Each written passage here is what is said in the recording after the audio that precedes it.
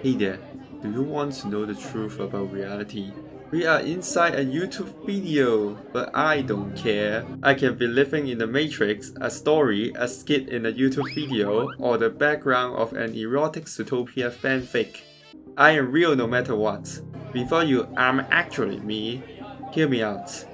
The purpose of judging whether something is real is to determine how we interact with it.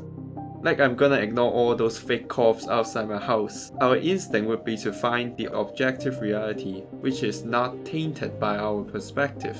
But without the perspective of a human, we are giving up the human definition of reality and the separation between the real and unreal.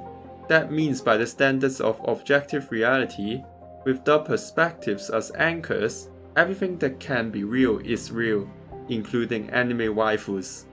It defeats the purpose if we treat every fictional story, dream, and fantasy as real.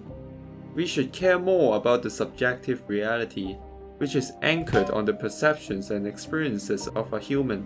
When I say human, I actually mean every intellectual being, even aliens or animals, as long as we can communicate with them about their experiences of reality. But it's not like I can discuss philosophy with my dog. Think about our perspective as the computer screen and the objective reality as the CPU. The contents of the screen is based on the processing of the CPU. But the screen created the actual display and we can't directly see the CPU from the screen. Okay, it froze again. Guess I should unplug it from the... The subjective reality includes all potential causes and effects relevant to our perceptions and consciousnesses, constrained by our experience of time and space. The two keywords are potential and relevance. Potential is what someone could witness, deduce, or measure across space and time. Relevance means everything that could affect us as a cause in the chain of cause and effect. The falling leaf that no one saw still exists because it could affect us and could have been witnessed. Details determine if something is real or not. The movie Frozen is real, but the events, the characters, and thank God the snowman aren't real. When we use the word reality, we are actually talking about subjective reality. No single person knows the subjective reality accurately. We can only infer subjective reality from the individual reality that each of us personally experiences through our senses and consciousness. We comprehend subjective reality by representing it with concepts in our brains. Concepts fall somewhere in the spectrum from concrete to abstract. Concrete concepts include cats and a jar of sticky liquid, honey, and abstract concepts include life, death, and literally dying.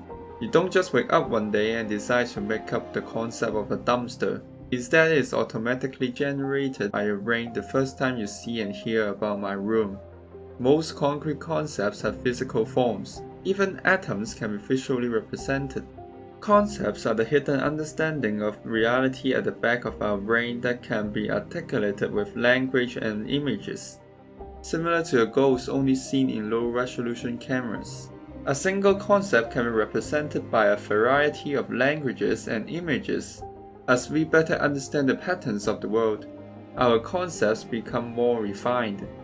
The concept of electrons is more useful for explaining lightning than the concept of Zeus. A conscious entity could be controlling lightning, but currently the concept of electrons explains the phenomenon of lightning better and helps us deal with it better.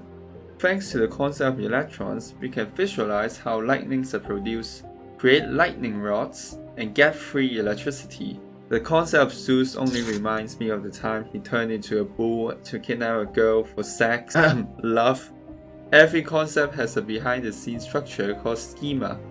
Concept is the basic building block of meaning or mental representation, and schema is how the concepts are organized and relate to one another.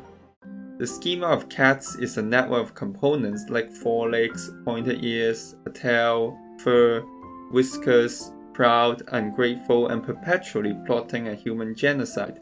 Wait, not all cats have 4 legs and furs, but we still recognize them as cats. Our subjective creations, the schemata, can be generalized and biased. Different concepts can be expressed with the same word or image, but they are considered separate concepts as long as our brains think they are separate. For example, the word cats can express both the cat category and each specific cat. In any case, the schema behind the concept helps us identify and interact with cats. We know cats generally love milk, kill mice, don't take fall damage, and pose no harm unless we let them sneak up behind us. Each person's schema varies even for the same concept because schemata were automatically formed from our unique life experiences, emotions, and thoughts related to the concept, which means they don't match the subjective reality perfectly. More concrete concepts feature more overlaps between each person's schema, as those concepts have physical forms. Not everyone thinks black cats bring the end of the world, but we should all agree on what cats are. How else will we communicate and work together to create cat girls? The more abstract concepts are harder to describe with images, so there is less overlap in schemata between people for those concepts. The concept of death leans toward the concrete side when describing the end of a life. We know someone is dead when they stop moving and breathing, or when we see the kill message in chat. It leans towards the abstract side for the death of something abstract like an identity or a meme. Death is a broad concept that refers to the end of something. For at the end of a living thing, the body will eventually decompose unless you are keeping it in the fridge to create an alibi. Can we edit that out? Every atom will be recycled after death with no material gone. So what actually ended? We can say it's the activity of the brain, the heart, and the lungs, but that's not why death is such a big deal. What makes death so terrifying is the possibility of the end to our consciousness, our sense of self, and our experience as a human being. Unless it isn't. The fear of death is one major reason for the concept of the soul. It gives us hope that an intangible core of ourselves extends beyond death. After we die, we still exist in the past and others' memories, but that's not our real desire.